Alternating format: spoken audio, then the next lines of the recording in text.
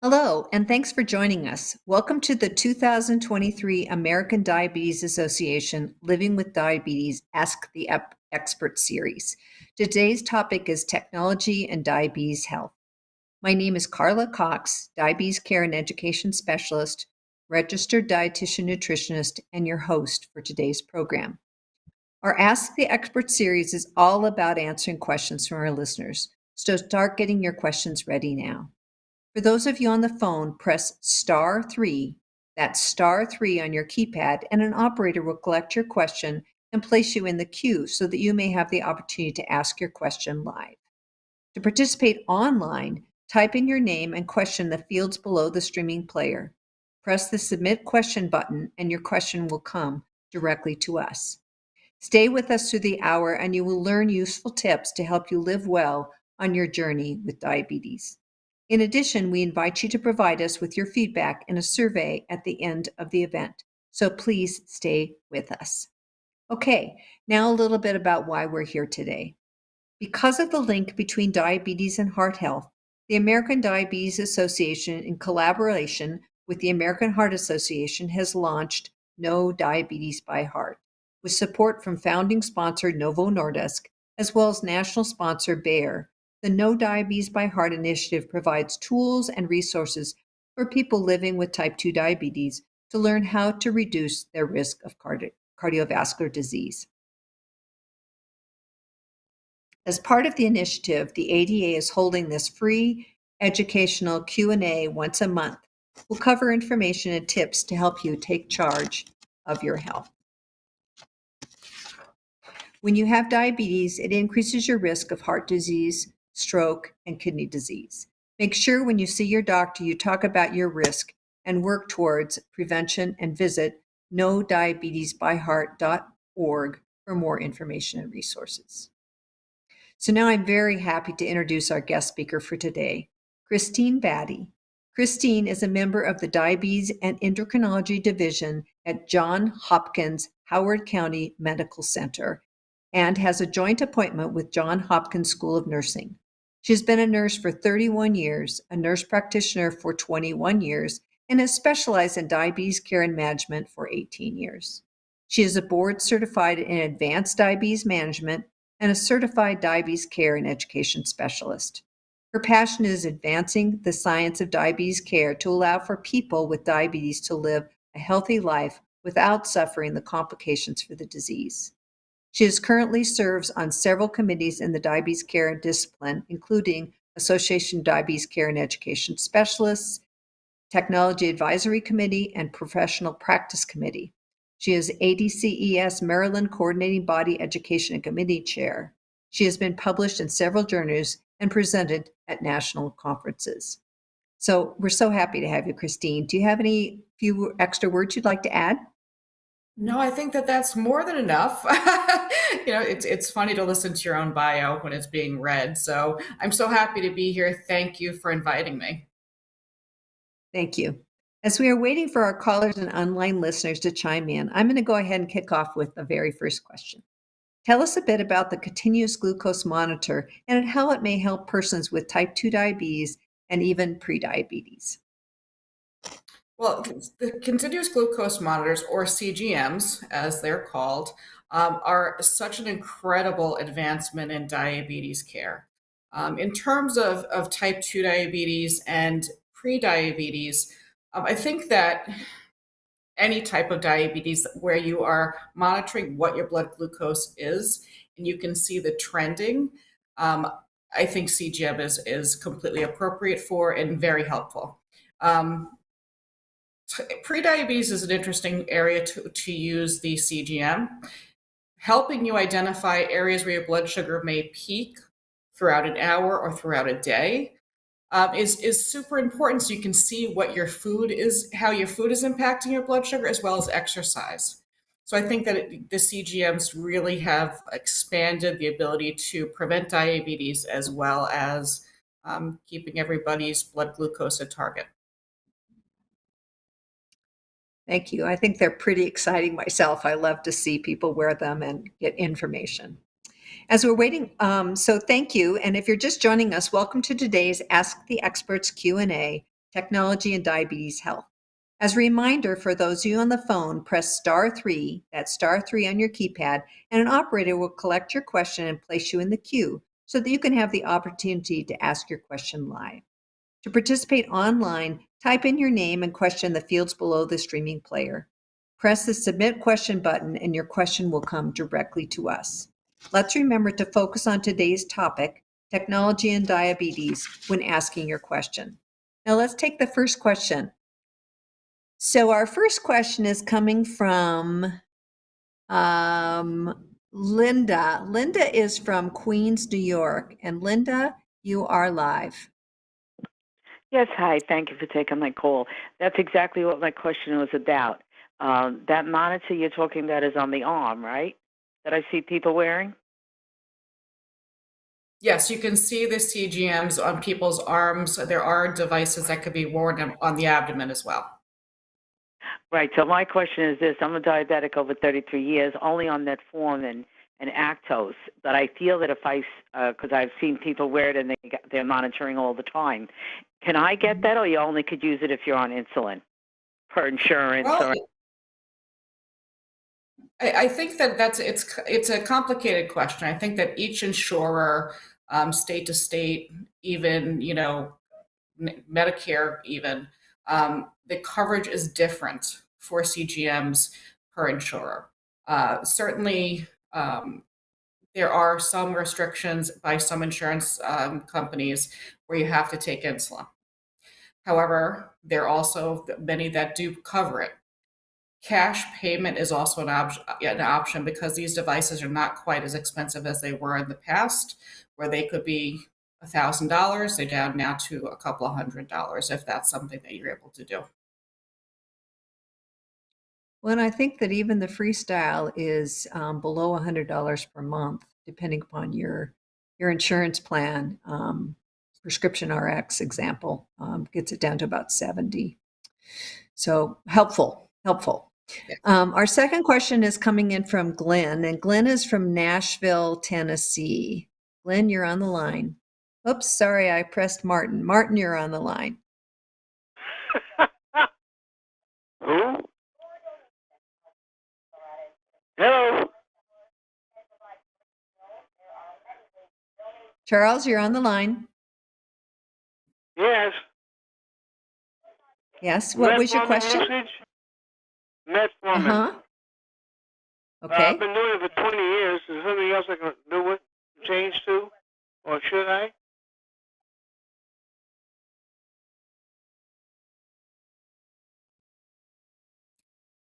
I couldn't hear the question, Carla. So the question was, he's on metformin. Is there something he should change to? He's been on for a long time. So it's really a medication question, but I think you can probably field that. Well, there's many medications out there for diabetes. Some of the so-called newer medications include the grouping that includes Ozempic, and Trulicity, and now Mounjaro. Those are weekly injections. They're not insulin. And the other newer class of medication includes Jardiance and Farxiga. Those are orals or pills. They both classes help improve the blood sugar trending. They also have benefits to protect the heart and the kidneys. So for people who have been on metformin for quite a long time, you can stay on the metformin, but you may need to have another medication added in to reach the targets that you're needing for your blood sugar control. Thank you. We have a question coming in from Mindy, and it's online. Her question is, are over-the-counter A1C tests accurate? Truthfully, that's a question that I don't have a lot of experience in. What I do know is that the over-the-counter A1C testing has become much more accurate than it has in the past, certainly. As compared to lab testing, I think that there is a little bit of a variance, although it will give you a good idea, pretty close idea of what your A1C is. I would not use over-the-counter A1C testing as the only testing that you use to monitor your A1C. I also would caution that caution to remember that A1Cs typically are tested about every 3 months. You don't need to do it much more often than that. Thank you. This question comes in from Glenn. Sorry, Glenn, I thought I got you before, but you are online Okay. now. My question is, if I have a old-fashioned meter, if there's something that would convert the numbers into A1C numbers. So you have so I'm taking the old-fashioned meter, meaning the finger sticking meter, I imagine. Yes. Yes. Okay. Well, I would say this. I mean, the old-fashioned, the older ones that are still out there, some of them, it's time to get rid of them. We want to make sure you have a new meter every couple of years. So if you don't have a meter that's updated, please consider that. I definitely think that to find the equivalent of the A1C by a glucose point of care or finger stick meter, it's difficult because it depends on how often you're testing your blood sugar with those meters. If you're only testing once a day, it's only able to give you the average for that timing. A better way to get your estimated A1C is through a continuous glucose monitor. Great, thank you. We have a question coming in from Eleanor, and Eleanor is from San Francisco. Eleanor, you are live. Yes, I have a sensitivity to nickel, and also like adhesives, and I want to know if I could use this 24-hour glucose monitor, or would that be a problem? As far as I know, there should not be a problem. Many people have nickel sensitivities, and there has been no big reports of them having major problems. So I would say investigate it, talk with your medical provider. Also, you can talk to the company to ensure that there's no cross sensitivity to nickel. But honestly, I think that you'd be okay using it. Thank you. So we have a question coming in online from Kim, and she says, how does someone who is blind check their glucose? Well, there are meters that speak. You can hear the meter tell you the blood glucose. The issue, I guess, would be being able to get the test strip into the meter if using one of the point of care glucose testing options. In terms of using a continuous glucose monitor and having low vision, there is within a cell phone, depending on the device you have, there is a way to make the software for the CGM speak. And that really depends on what type of cell phone you have, what kind of CGM device you have. So, and you can work with the CGM device company to assist with that. Thank you. We have a question coming in from Nancy, and Nancy is from South Dakota. Nancy, you're on the line. I have seen watches that will measure glucose. Are they accurate? I can't do the other meter because I'm just on metformin with Medicare. Okay. The glucose watches, I have not seen one out recently. They were out several years ago, and the accuracy needed to be improved with them. I know that there is a new watch coming. I don't know the details of it, so I can't give much more information on that. But stay tuned because I have heard that there's one coming in production. Well, and I think sometimes if you see people using a watch, it's because it actually connects to their CGM, which they're wearing. So there is an app where they can look at their watch and they can see what their glucose is, but they are wearing a CGM. So just it's not measuring like the old glucose watch, which was measuring sugar off of sweat or impedance. It's different than that. Yeah. So Janine has a question. She's written in, and she said, how can those that can't afford it or who have Medicaid get access? I'm sure she's talking about the continuous glucose monitor. So probably depends on what state she's in, huh? Yes. Each state has their own Medicaid programs. So it really depends on, whether you're through a state program, whether you're through another program that's an add-on for your state. Really, if it's a commercial type of Medicaid. So it's hard to really answer those questions because there's such a big variance state to state. Great, thank you. Andrea is also writing in, and she said, do you recommend any good apps that would be helpful for managing glucose monitoring? Well, that's an interesting question. It really depends on whether you're wearing a CGM or not, or whether you're wearing a pump or not, or no devices. Certainly, if you are using a continuous glucose monitor or pumping system, you can use the software that comes with those devices. And you can view that on your laptop, on your home computer, or on your watch very often. In terms of monitoring blood glucose using a meter, where you are lancing your finger, there are devices out there, such as the Dario device, that will help with software track your glucose trending. There's lots of options out there. You want to be careful of not taking on too many things to track at one time, because you need to learn, what's my glucose doing here? What am I eating here? What is my exercise doing, before you bring them all together, in my opinion. Thank you. There's a question online coming in from Luke, and Luke says, what are the latest trends in smart insulin pens?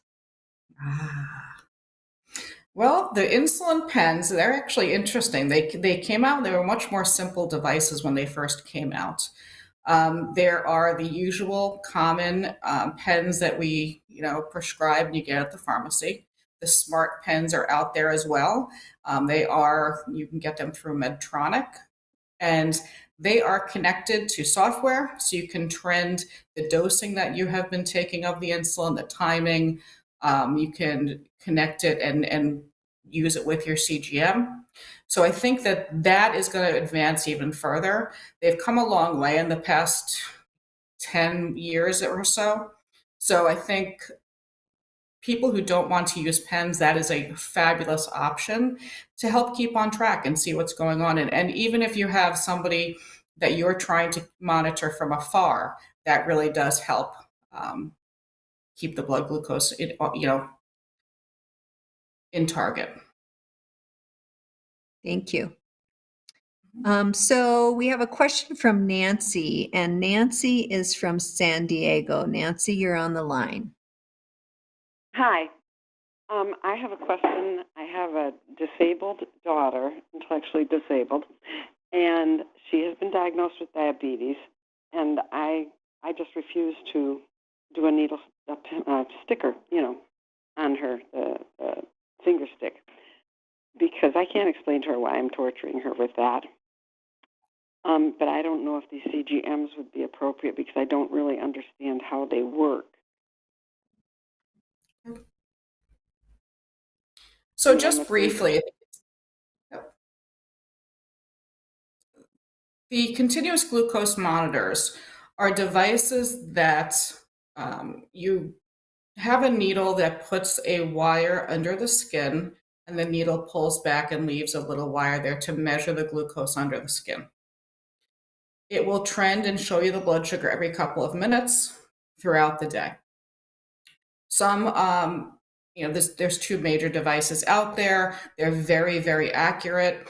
One you wear for 14 days and then take it off and put a new one on. The other you wear for 10 days before you put a new one on. There is no finger sticks involved with those devices. I think that it would be appropriate to monitor somebody's blood glucose when pricking a finger is not appropriate for them. Maybe they're fearful or don't have the dexterity to do it themselves. So Always, always, always, if you are going to be using a device, you want to make sure you're working with your medical provider and even contact a certified diabetes care and education specialist to get the training, the follow-up, and support that you need to use these devices. Thanks. And this is a good follow-up question to that. This comes in from Anne Marie, and Anne Marie is from Baltimore, Maryland. Not far from you, right? Oh, exactly. Hi. Hi over there at Hopkins. Hi. Um, I have mainly a comment. I used to stick my finger and I noticed that my sugar was normally between 150 and 200. Well, 3 months ago, I got a CGM and I've noticed, and this is not good, that my sugar has been between 300 and 500. The finger stick was not accurate. It was not, either I wasn't sticking it at the correct time. Just it's more accurate to have a CGM device than it is to stick your finger. Period. In my opinion.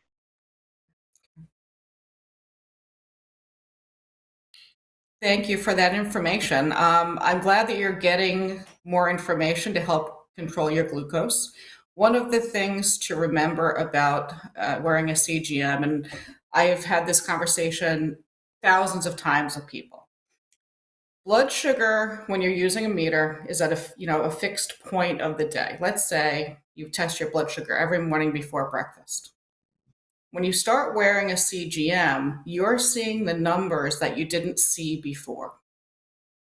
Let's say you test your blood sugar before breakfast, you eat, your cereal for breakfast, and you look at your blood glucose trending an hour later, and it's 300 or 500 because of the carb intake, the sugar intake that you had.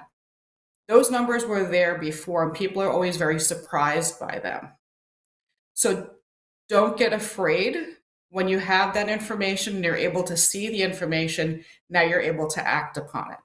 You're able to get your, maybe your diet adjusted, maybe your medication adjusted. Now you have more knowledge to act upon.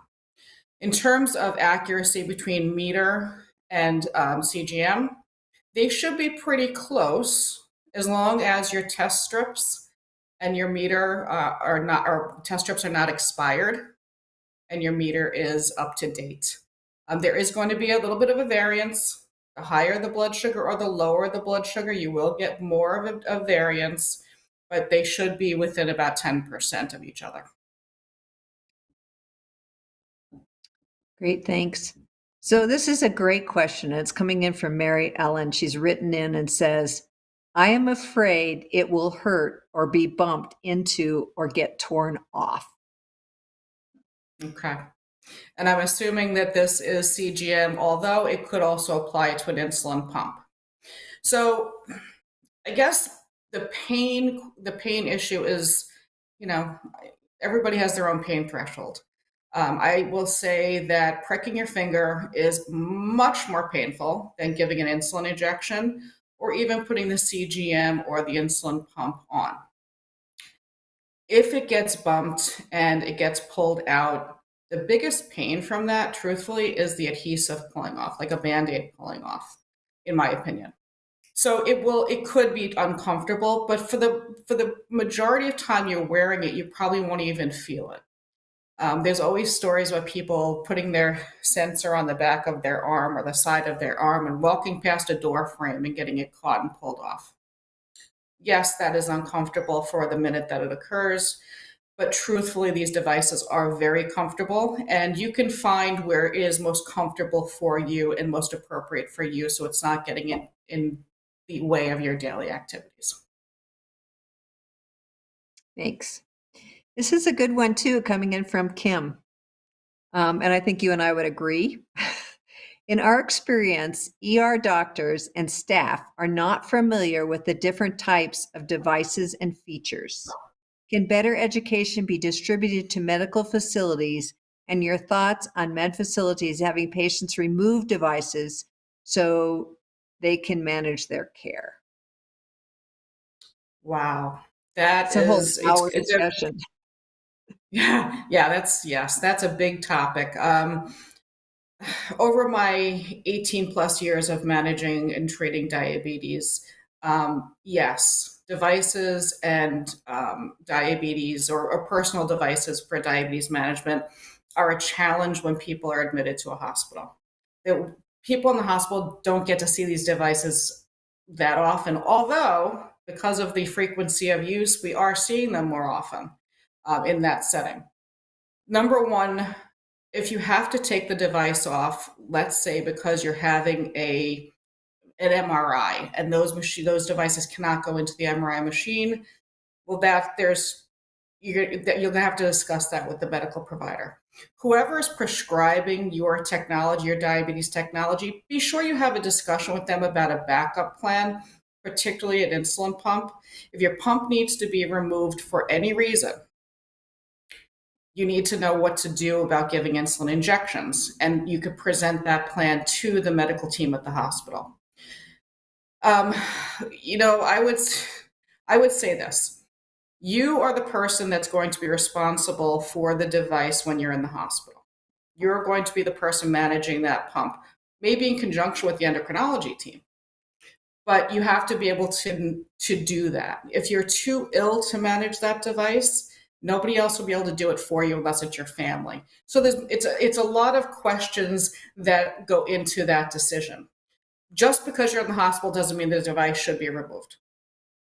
That's how you manage your diabetes. If you're well enough to do it, that needs to be discussed with the medical team, and even bring in your outpatient endocrinology team if you need to.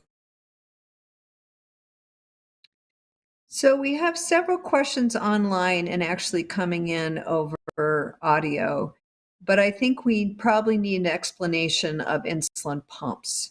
So could you give us kind of an overview of what is an insulin pump? How does it work? Who is it used for? Okay. So insulin pumps have been around for a very long time. They're used more often now than ever before. An insulin pump is a small device that it's like the size of a deck of cards, generally speaking, that is filled with insulin. It is attached to the body in one of two ways: one with a tubing from the device to the skin, or with a small device that is just on the skin and works through Bluetooth to a device that controls it. These devices are filled with insulin. They are set so that on an hourly basis, a certain amount of insulin is delivered. And when food is eaten, the person who is wearing the device will make a request for insulin to be given associated with that food. Additionally, if the blood glucose is high, whether you're testing with a meter or through a continuous glucose monitor, the blood glucose will be entered into the pump, and then the dose will be calculated to give a correctional dose to lower the blood glucose to the target range. There are two ways to have an insulin pump run.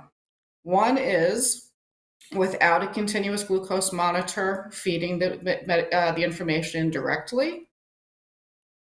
One is having the data go in directly, and then the pump is set with a math calculation to adjust the insulin on its own to a certain degree. Those are called automated insulin devices. You're probably hearing a lot more about the automated insulin devices currently because they will make corrections to the blood glucose more independently, as opposed to you having to go to the non-automated device and make the adjustment yourself by pushing buttons. In both situations, insulin pumps need to be, you have to be engaged with the insulin pump. You have to know whether it's working correctly. Is your blood glucose, trending up or down? You have to be able to give that insulin or announce when you're having food so that you're getting insulin at that time. And these pumps are filled with short-acting insulin. And that's a complicated conversation about why, but they are filled with one type of insulin.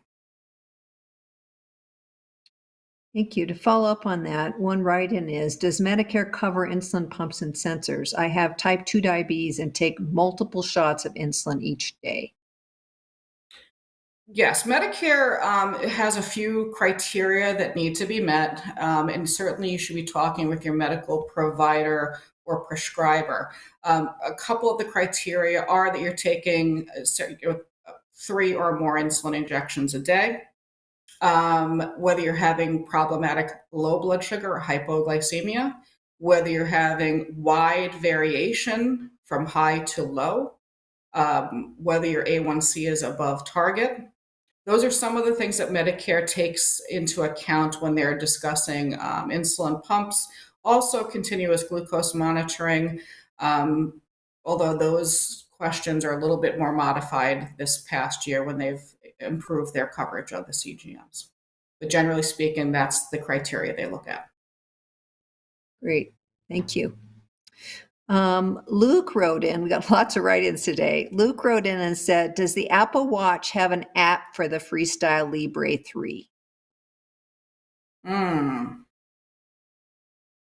don't think that they do yet, although I might be mistaken here, but I don't think that that has come yet.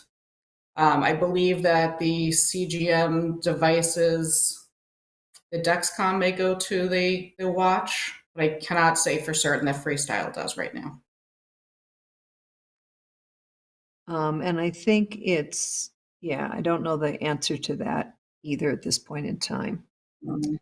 But you can call the company or look online. I'm sure that information is out there.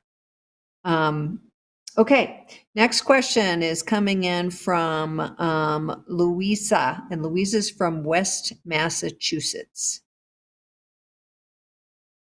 Hi, thank you for taking my call. I am from Worcester, Massachusetts, Central Mass. My question is, I am a type 1 diabetic.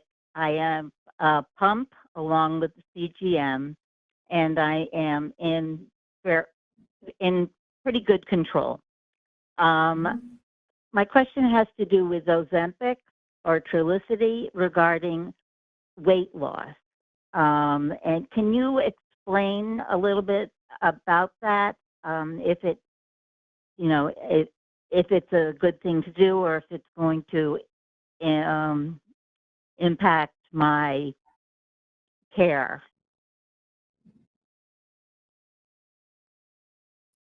Well, here's a couple of introductory statements on this. Number one, anytime you're adding a medication in for diabetes, and I'm sure most of, if not everybody knows this, yes, your care will be impacted.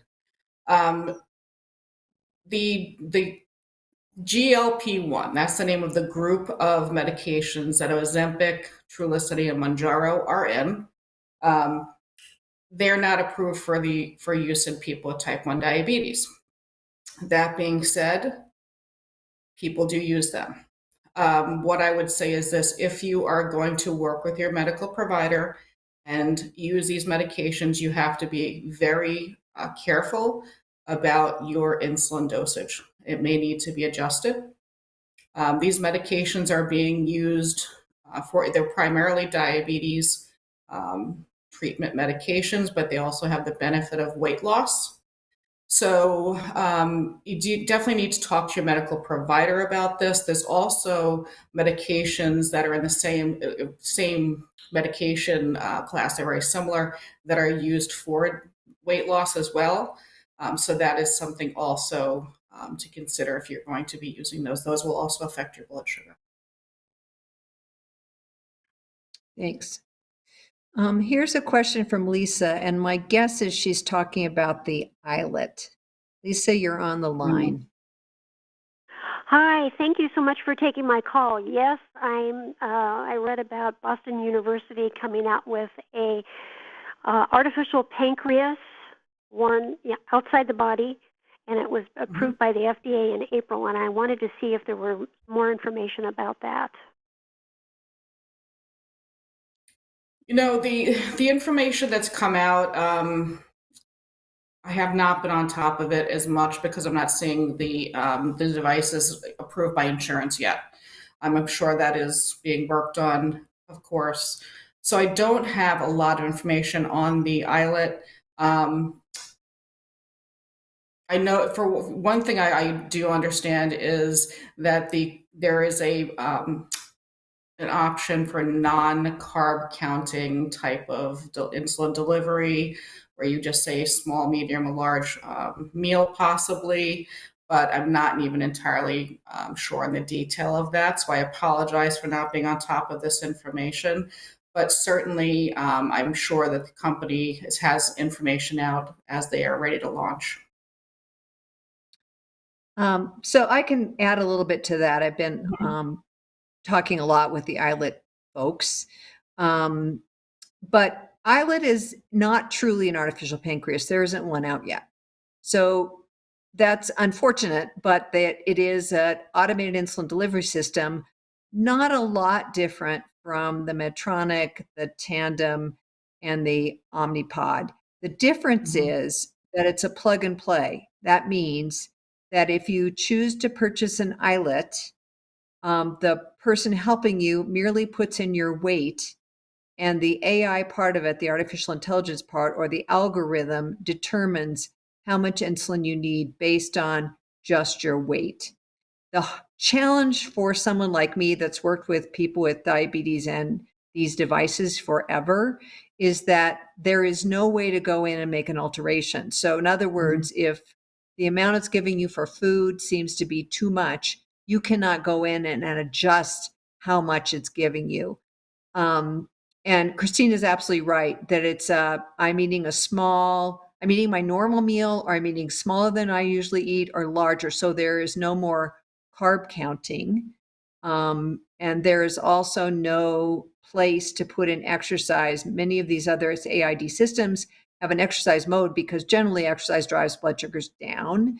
And it does not have that mode. You almost have to disconnect from the pump. So it's the next step, I think, to how are we able to make the artificial pancreas, but it clearly is not one yet.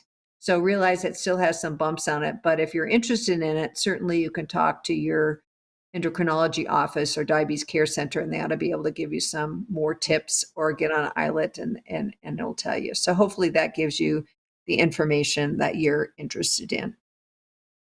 Okay, another write-in from Debbie. Does the CGM information go to an app? Yes, the CGM information goes to an app. It also goes to the software associated with the device, so you can see more data, more comprehensive data. When I tell people about using a CGM, I want them to look at all of their information. I think that people have a tendency to look at the blood glucose in the moment that you need the number, and not look backwards in the trending to see what happened when you were asleep, see what happened over the past 24 hours.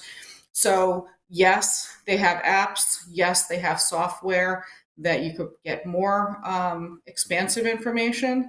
And I do recommend looking at all of the data in a comprehensive manner. And you can work with your provider, your endocrinologist, or your certified diabetes education specialist to help interpret that data. Thank you.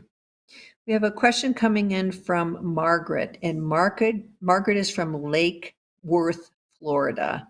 Margaret, you're on the line.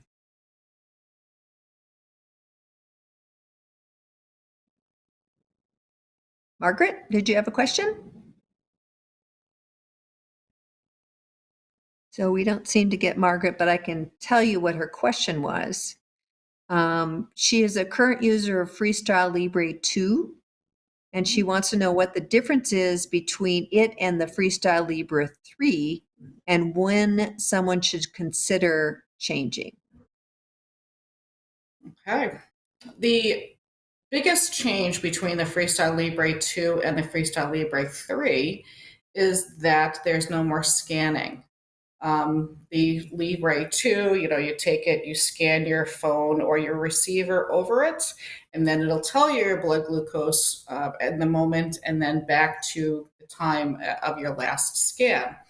One of the problems that people sometimes had was they weren't scanning enough, and then they would be missing some of the data there. Libre 3, you do not scan. It's continuous feed of information to the receiver or to the cell phone. So that's a big improvement. Another improvement is it's a little bit smaller. And smaller is always a little bit better because it won't stick out as much on your arm. It won't be pulled off as easily, maybe not as obvious. It's about the size of a nickel, maybe. So those are the two biggest differences. When should you change? I think that it really depends on what your preference is. You. I think that updated devices are always important to consider because the other devices may become obsolete. I certainly think in this case for the Libre 2 to the Libre 3, it makes a little bit more ease of use. So I would definitely start considering that. And then, of course, insurance coverage may dictate that a bit. Great. We have a write-in from Wendy, kind of on the same line of topic, is I have a Dexcom G6 and have seen the G7 come out. Do I have to change? No, you do not have to change, for now at least, because they're still making the G6. The G7 is actually the nice thing about the G7 is that it's much smaller and it's one device. You don't have that transmitter that fits in the sensor. So that's a big change for Dexcom. One thing to keep in mind, if you are wearing an insulin pump, such as the Tandem, that communicates with a Dexcom, if you upgrade to the G7, your pump may not communicate with the device any longer. They're only working with the G6 right now. So you don't have to change. If you're using other technology, that actually may change your mind in the future if you have to change to the G7 if the pumps change. So, in Tandem is moving towards allowing the G7. It's a small launch. Omnipod is not there yet. So it's something, it's not available for everyone right now, but there's a small launch on it. And my understanding is the software will allow you to go back and forth. So if you have a Tandem pump and you get this new upgrade, you can wear a G6 or a G7 and you can flip back and forth. So that's nice that they have that flexibility. So let's look and see. We have quite a few more questions coming in. So one of the questions that's kind of off topic, but I think is a good one, is how important is it to participate in any form of exercise if you have diabetes? Well, it's a good question. I think that it's important to be involved in exercise whether you have diabetes or you don't. I think that in terms of having diabetes, we want to make sure that we are physically active because it will help reduce cardiovascular risk or reduce your risk. It will improve glycemic control. Your blood glucose may be a lot more on track. It will help with weight reduction or weight maintenance, which are a few very big challenges in the life of a person with diabetes. I think that everybody, at least in the United States, we know that there's an issue of obesity and cardiovascular disease in the United States. And we all need to improve upon our lifestyle, whether that's healthy eating or being physically active. I think it's important for everybody. I think that's a good point. It's not just about having diabetes. It's really about lifestyle for everyone. So that's a good point. Okay, we have a question coming in from Cindy, and Cindy is from Minot, Maine. Cindy, you're on the line. Hi there. I have a question. I'm pre-diabetic, and I was 6.4 on the scale when they put me on one of the G7s and also put me on metformin at the same time. I was on the G7 for about 2 months, and then they've taken me off, still with my numbers at a little over 6, and I'm on the metformin. And just wondered exactly, am I supposed to really be taking and being on that G7 at the same time? There was never really a lot of communication. We're kind of like behind on catching up with medical issues around here, and it's hard to get in to see someone. So it wasn't really explained to me what the purpose of having that monitor on and taking the metformin at the same time. Whether there was a benefit to me or whether they just decided I didn't need it and the metformin was going to take care of the problem. Well, that's an interesting situation. One thing I would say is for everybody out there who is wearing or wants to wear a CGM of whatever brand, I think that it's really important to be to receive education on the device. What is the benefit of it? What are we looking for? What are your blood glucose targets that you're looking for? When you're evaluating the trends. In terms of your question, it sounds to me, although I'm making an assumption, I shouldn't make any assumptions, but it sounds to me twofold. One, were they looking at the CGM information to see how well the metformin was working, maybe to help with dosing? The other piece, and this is much more common, using the Dexcom to identify areas for improvement. Like I said earlier, are you getting post-meal high blood glucose readings where, identifying the food that may have triggered that? Or just by the same token as the last question, looking at what, your new walking habit is doing to your blood glucose. So there's a lot to using the metformin. It sounds like, that is indicated based on your A1C. I think that using the CGM is also helping treat the prediabetes, hoping that you don't transition into diabetes, but it's also teaching you something. It's teaching you more about healthy living and how to modify your diet and your exercise. Thank you. We have a question coming in from Jim, and Jim is from New York. Jim, you are on the line. Hi, thanks for returning my phone call. I got a question. I have a Libre 2, and as I insert the into the skin, I find that not all the time does the Libre take. I wind up having to get another one and redo it. I scan it after, and it tells me that it can't read my Libre. Do you see this a lot with the Libre 2? I was thinking of going to the Libre 3 because of it. Spoken to my endocrinologist, and he really didn't have much to say with it. Do you see this a lot? I'm not sure that I've seen it a lot. I've definitely seen it happen. It's very hard to troubleshoot this particular problem unless I'm, with you. Sometimes it is the device is just faulty. Sometimes it's the way that it is seated inside in the skin as it went through the skin. The thing that I do every time that happens with any type of any kind of CGM, whether it's Dexcom or the Libre or the Medtronic, if there's a problem with it being read or being activated, I get on the phone with Freestyle or whoever the company is. Get on the phone with them. Don't throw away the device until you speak to them, because often they will fix the problem. They might replace it, but they also want to look at the lot number and then talk to you about the technique and things like that to see where the problem is. I honestly have not seen the problem with the Libre 3, but it could be happening. I just haven't had that experience. Thank you.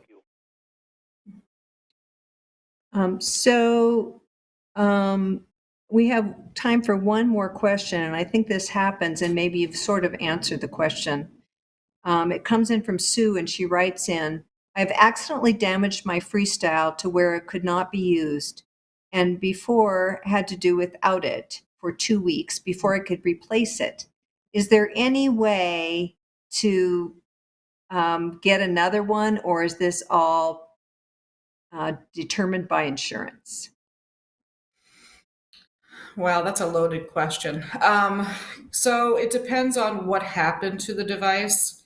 If it was a malfunction, then, again, doesn't matter what company it is. If the device malfunctioned, then sometimes the companies will take that into account and replace it for you, but not every time.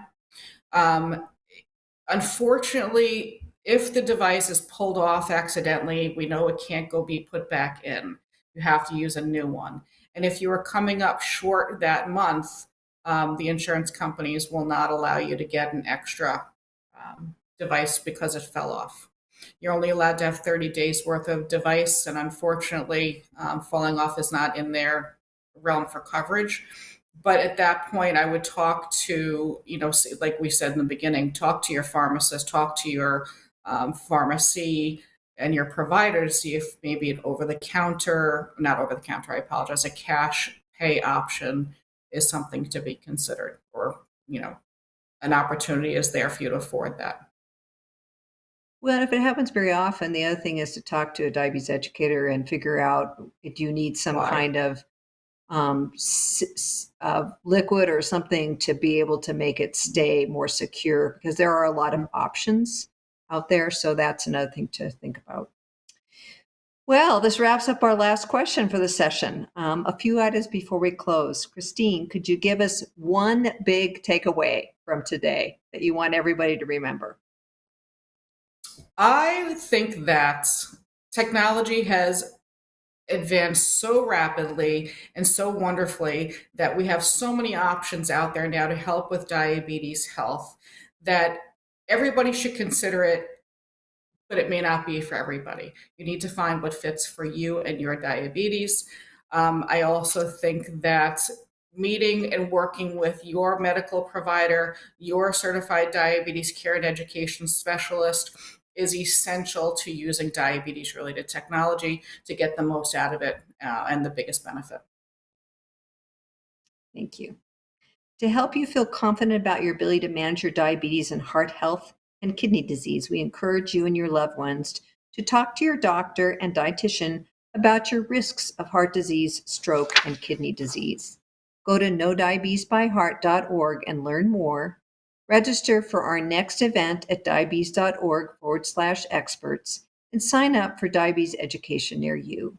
Links to these resources can be found on our registration webpage, diabetes.org/experts.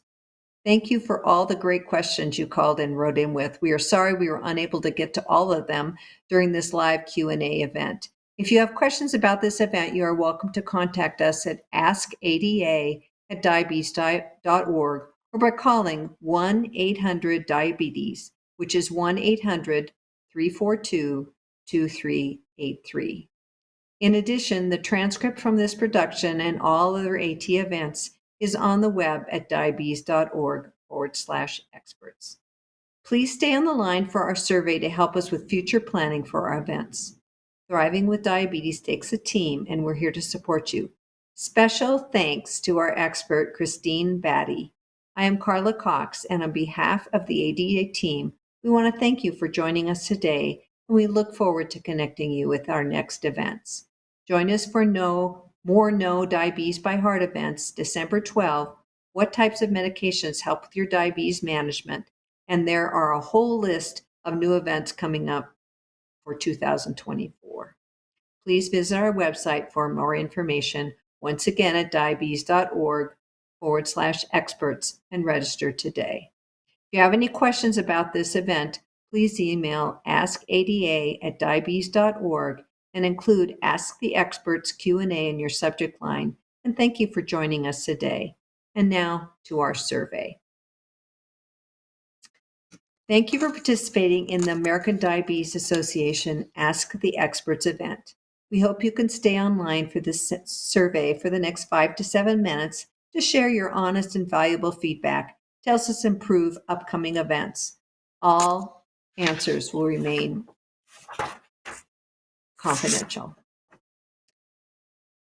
Please let us know your agreement with the following statements. Question 1. This event met my expectations today. For yes, press 1. For no, press 2. And for unsure, press 3. Question number 1 again. This event met my expectation today. For yes, press 1. For no, press 2. And for unsure, press 3. If you feel you could use some support for managing your diabetes, check out the diabetes.org website. There's lots of links to information that can help you with your diabetes journey. Question number 2. I will attend another Ask the Experts event. For yes, press 1. For no, press 2. And for unsure, press 3. Question number 2 again. I will attend another Ask the Experts event. For yes, press 1. For no, press 2. And for unsure, press 3. You can find delicious and healthy recipes and menus to enhance your eating. Check out the website www.diabetesfoodhub.org. Now to question 3. This event improved my knowledge of diabetes technology and health. For yes, press 1. For no, press 2. And for unsure, press 3. Question number 3 again. This event improved my knowledge of diabetes technology and health. For yes, press 1. For no, press 2. And for unsure, press 3. Did you know that there are approximately 37 million people with diabetes? You are not alone. All right, on to question 4. I intend to use this knowledge I gained in my loved one's next appointment with the healthcare professional. For yes, press 1. For no, press 2. And for unsure, press 3. Question number 4 again. I intend to use the knowledge I gained in my loved one's next appointment with a healthcare professional. For yes, press 1. For no, press 2. And for unsure, press 3. Keeping your glucose within target range of 70 to 180 milligrams per deciliter 70% or more of the time is the international recommendation for diabetes management. Consider asking your provider about getting a continuous glucose monitor to help you manage your glucose. All right, on to question 5. Before this event, I felt confident talking to a healthcare professional about my loved one's increased risk of heart disease and stroke. For yes, press 1. For no, press 2. And for unsure, press 3. Question number 5 again. Before this event, I felt confident talking to a healthcare professional about my loved one's increased risk of heart disease and stroke. For yes, press 1. For no, press 2. And for unsure, press 3. Check out the heart disease risk calculator at https://www.cvriskcalculator.com and discover if you are at risk for heart disease. And our final question, number 6. After this event, I feel confident talking to a healthcare professional about my loved one's increased risk of heart disease and stroke. For yes, press 1. For no, press 2. And for unsure, press 3. Once again, our final question. After this event, I feel confident talking to a healthcare professional about my loved one's increased risk of heart disease and stroke. For yes, press 1. For no, press 2. And for unsure, press 3. We sincerely appreciate your time and look forward to engaging with you on a future Ask the Experts event. Please visit diabetes.org/experts to learn more about the upcoming events. Thank you.